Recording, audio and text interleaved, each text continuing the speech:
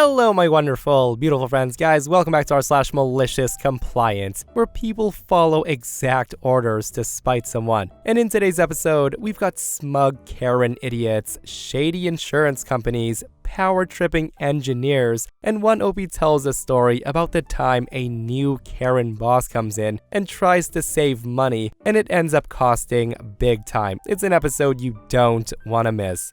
Guys, I hope you enjoy the stories. Don't shake your heads too hard, and as always, you can send or link your post to this email right here. Let's dive in.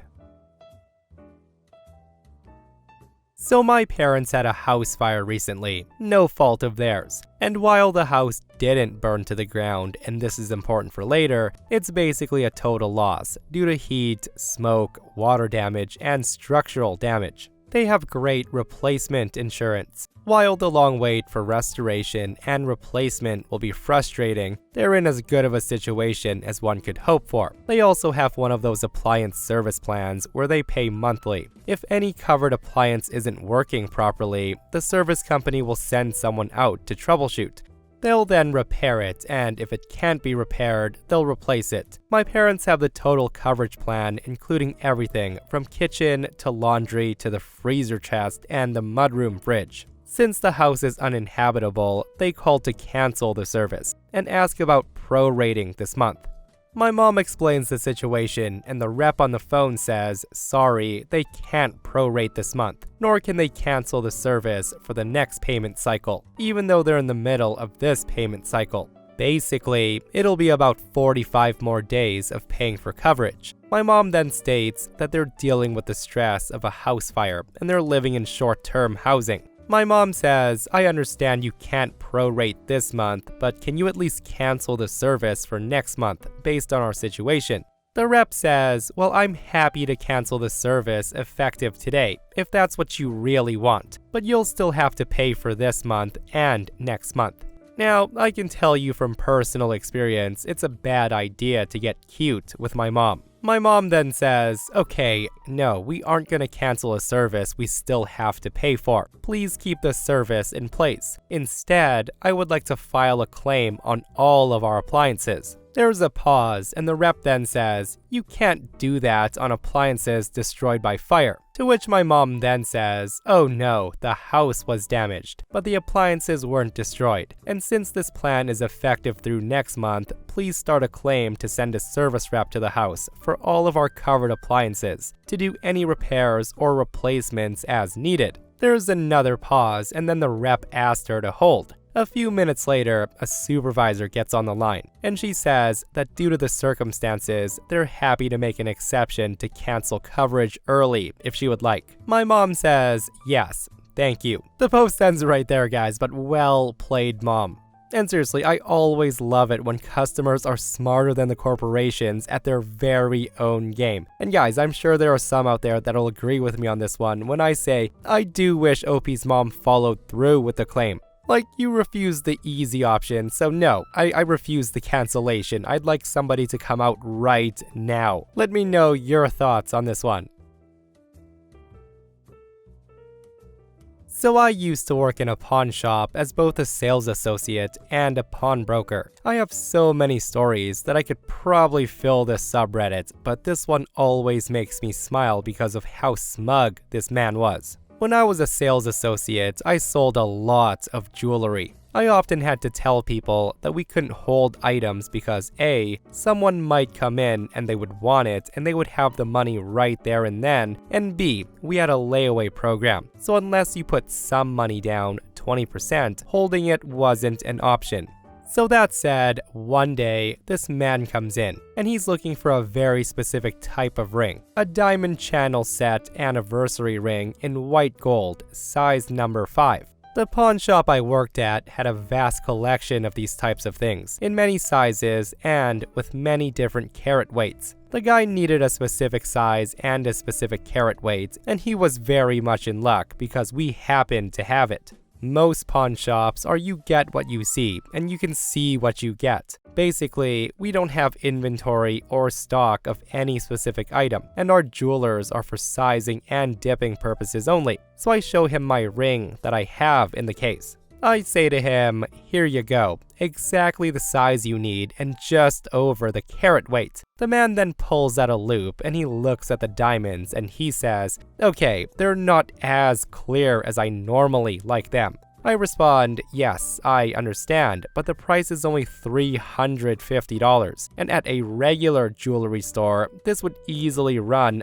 $1,500 or more. So while the clarity isn't as nice, it's still a really good deal, and I don't know if you'll find another one this size with the same carat weight. The man sighs and says, okay, well, I know your sister's store also has some rings, right? Do you think they might have a better one with better quality? At this time, there's a woman looking at the rings, and she's clearly listening to our conversation, but I'm positive he hasn't noticed her. The woman sees the ring in my hand, and I can see her eyebrow go up.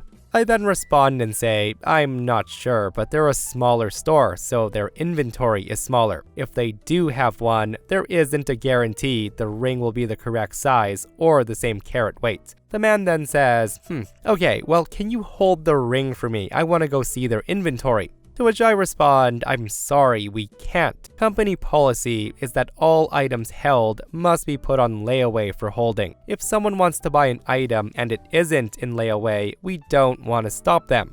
The man then says, well, you know what, I'm gonna hold off and go check that store. If someone comes in and sees this specific ring, and believe me, I don't think anyone is going to, then yeah, go ahead and sell it, but I doubt that's gonna happen. The guy then walked away with a kind of a smug look on his face. Just as he left, the woman who was listening to our conversation walks up. She then says, hey, can I see that ring he didn't want? I then hand it over to her and the woman slips it on her finger and she smiles and says, I'll take it. The woman didn't even hesitate. She straight up bought this ring after wearing it for 5 seconds. During ring outs, I asked her why. And she said she'd been searching for a channel set ring for a few years at the pawn shops, but none had caught her eye like that one, and it happened to be her size, which can be hard to find. I told her to have a nice day and cleaned it before she left. About 45 minutes later, the smug man walks back in.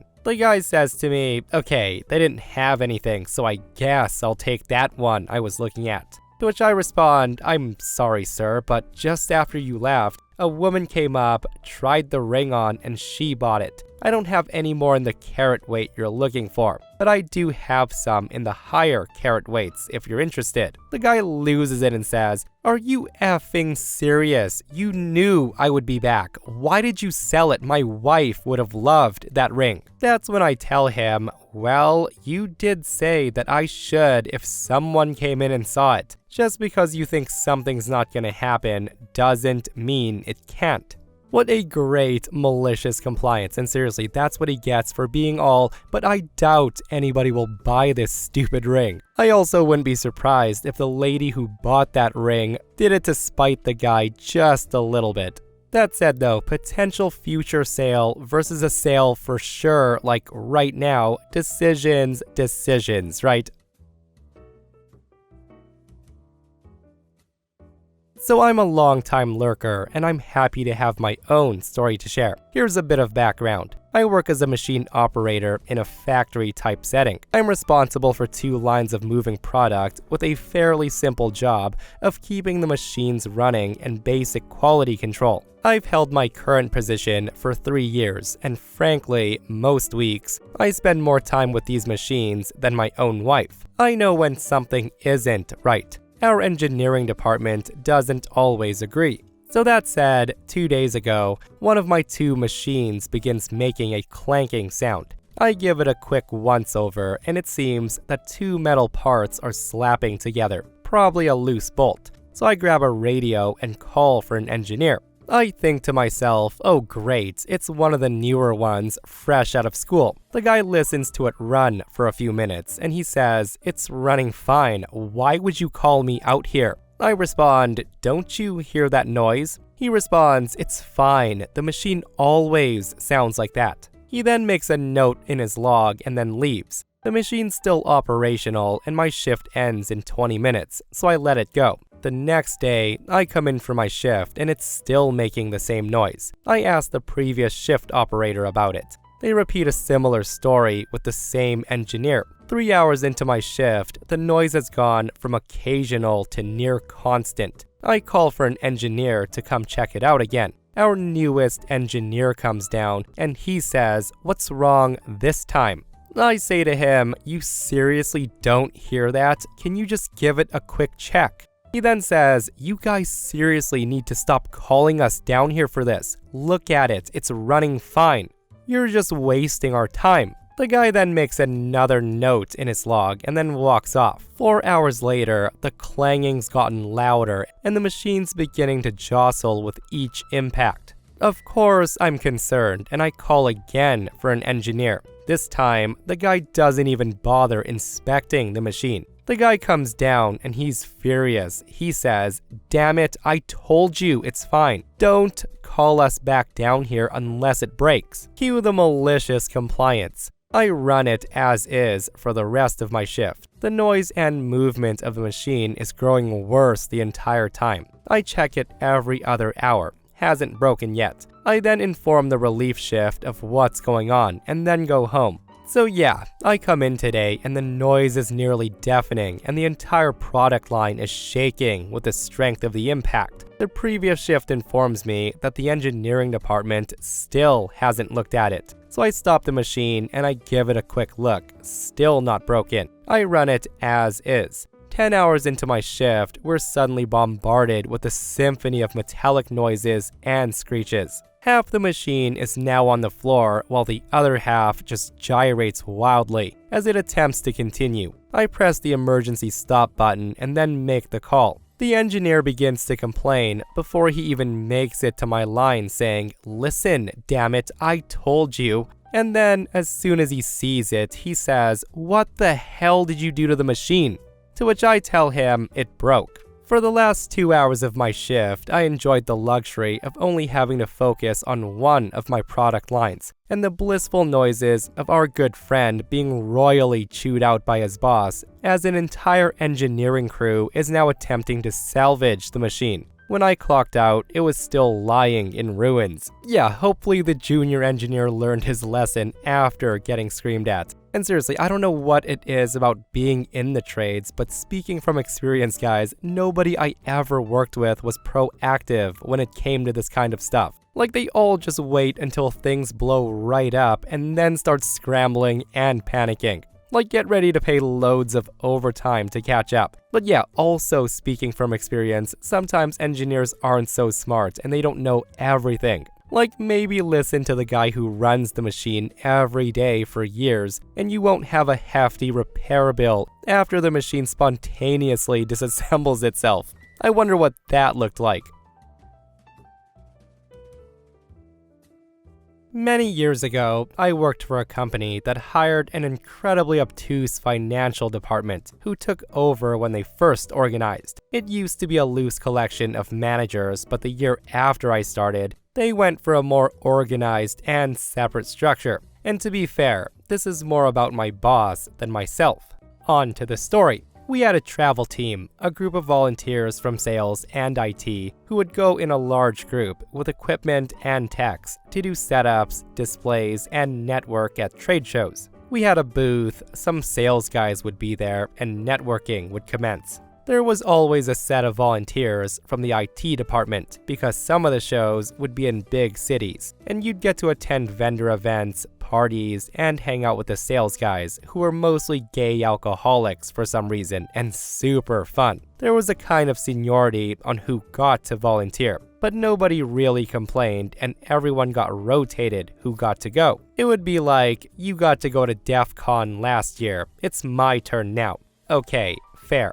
The travel team lead was also a volunteer position, but commonly it was someone high up, like a manager. Their job was to orchestrate equipment, rentals, expenses, travel plans, convention center fees, and shipping. They also ended up getting a lot of free stuff too, from sales and our partners, which they would pass along to the travel team. It was all kind of a perk, to be fair, for everyone involved. But when the new director of finance started, the Karen, she put in some new and strict policies. Some of their policies started with 1. The travel team is not allowed to get reimbursed without explicit approval, and nobody was approved post-event. Number 2. The travel team does not get a credit card of their own or even a company card. Number 3. The travel team gets gift cards for a set amount, like $150, which was to be used for all expenses.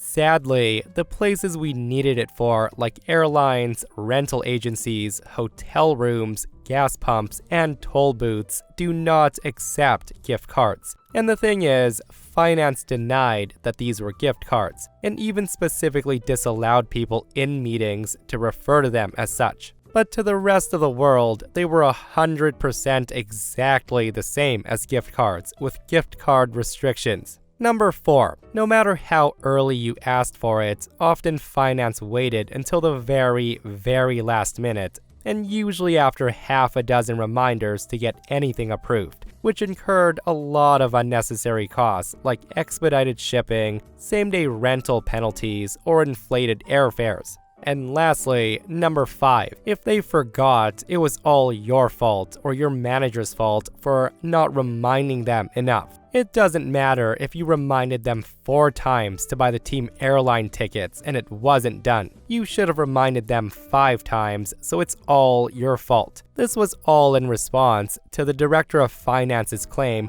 that it would reduce fraud, which is an issue that, as far as anyone could tell, had never happened. The director had this Dolores Umbridge approach that somebody somewhere might get away with something. She was a patronizing woman with a smug grin and this annoying head waggle when she downsplained something to you. So we'll call her Dolores, as Karen's overused. Before her, the travel team would just submit receipts and get reimbursed. Dolores put an end to that, specifically saying that the previous lead of the travel team was, quote, just gonna spend all the money on steaks and wine. He understandably told her to go F herself, and he quit the company when the dust settled. In his wake, Dolores used his free stuff from vendors as a shining example of stolen opulence and swag hoarding that she put an end to. Oh, behold, the mighty on his throne of Airborne Express stress squishies and free Uline catalogs.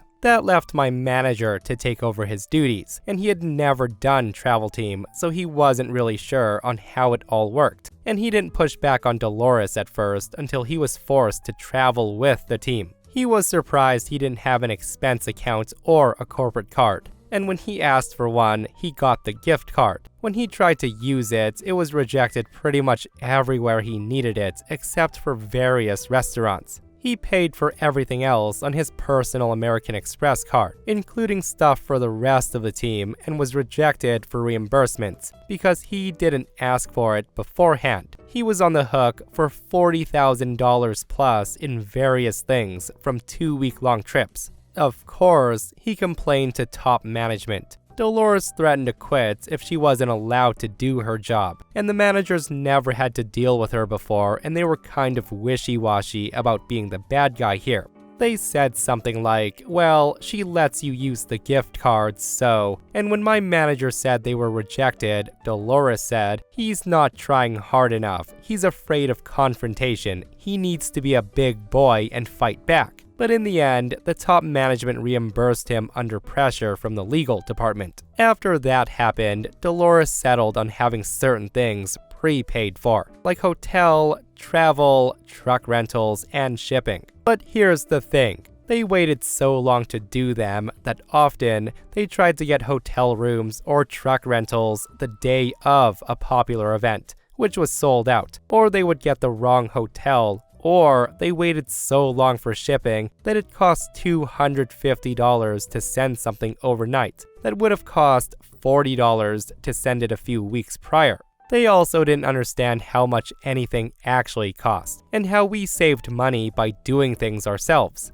And in some cases, finance did everything wrong. So the team would arrive at the right hotel, and they would find out that finance did not submit an authorized approval for a card. and nobody could reach them, so again, people got dinged on their personal cards. Again, Dolores said, they just can't accept what the hotel desk, convention center union, or dumb minimum wage bunny at the toll booth tells them. They have to fight back. We can't spoon feed and coddle these guys just because they're too scared of conflict. Ever fight with a Jersey Turnpike toll booth collector? Yeah, neither had she.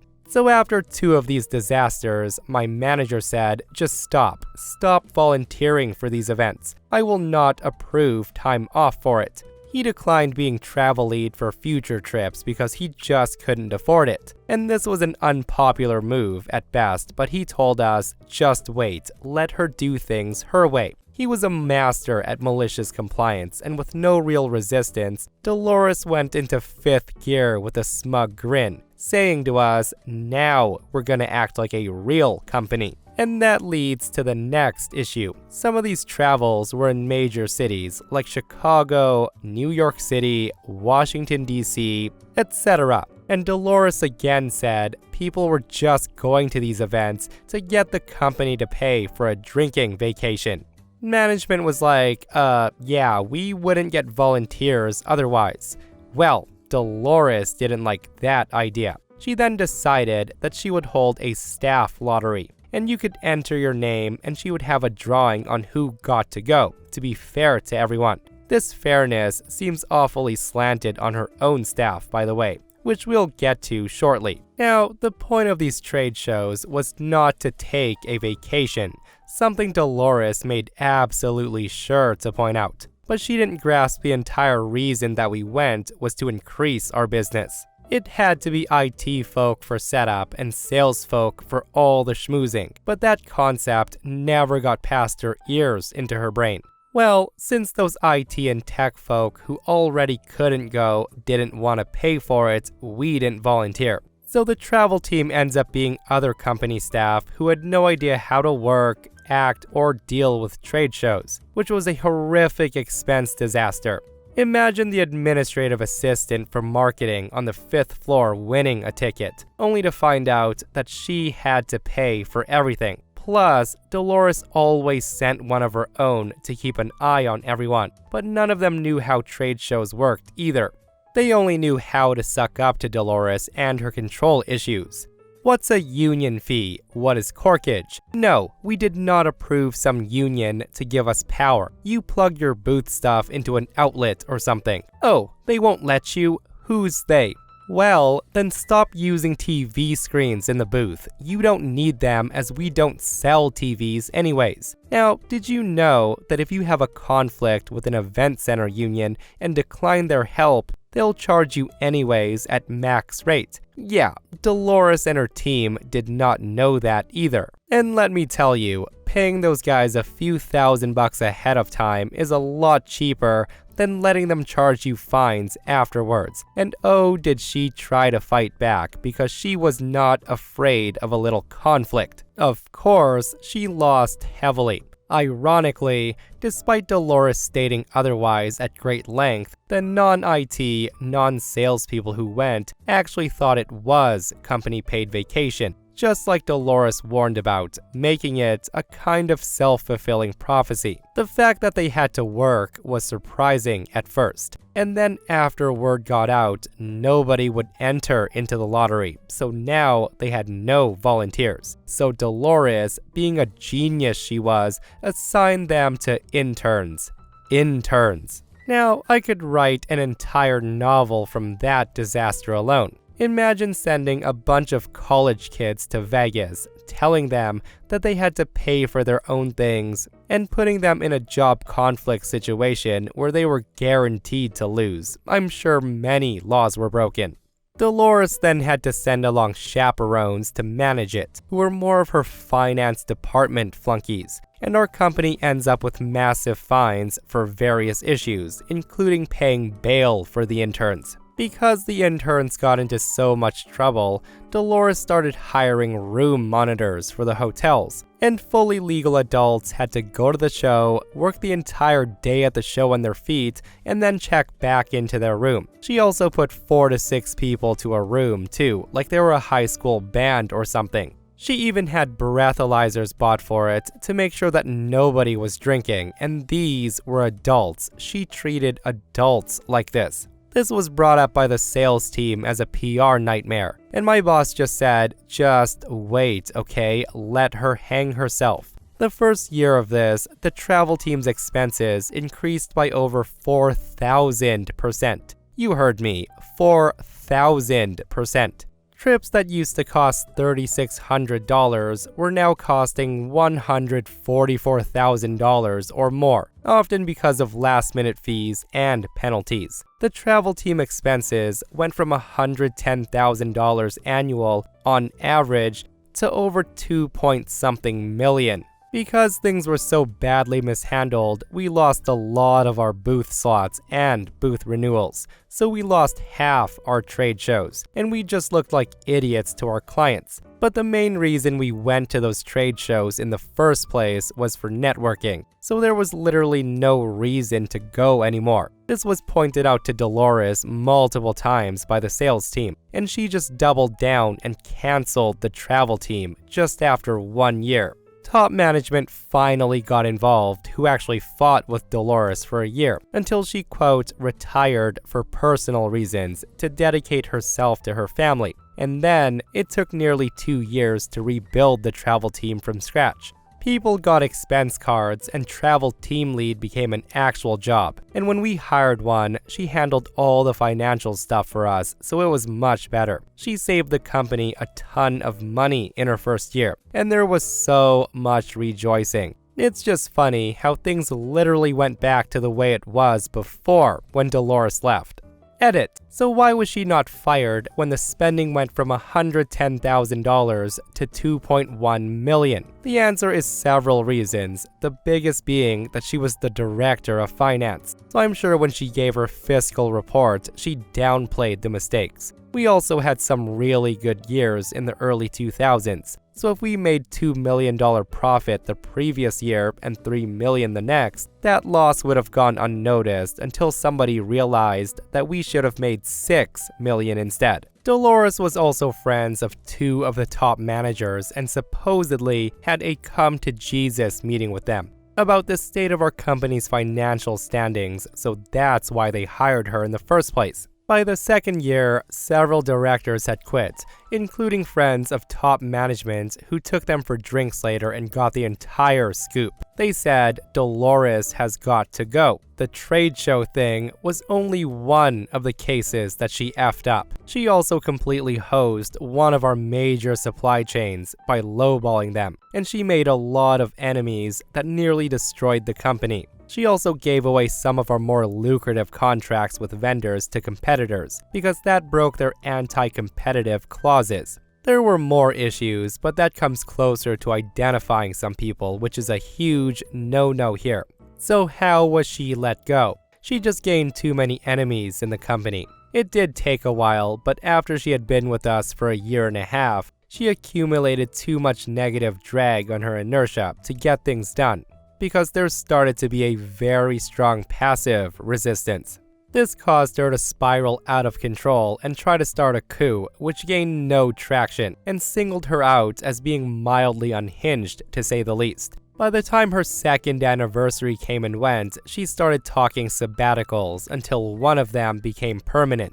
Her assistant took over, but then was let go, and they brought in some consultant group who started a new financial team. They were the ones that suggested that somebody have the table team lead as an actual separate paid job. The woman who got hired and ran that was amazing.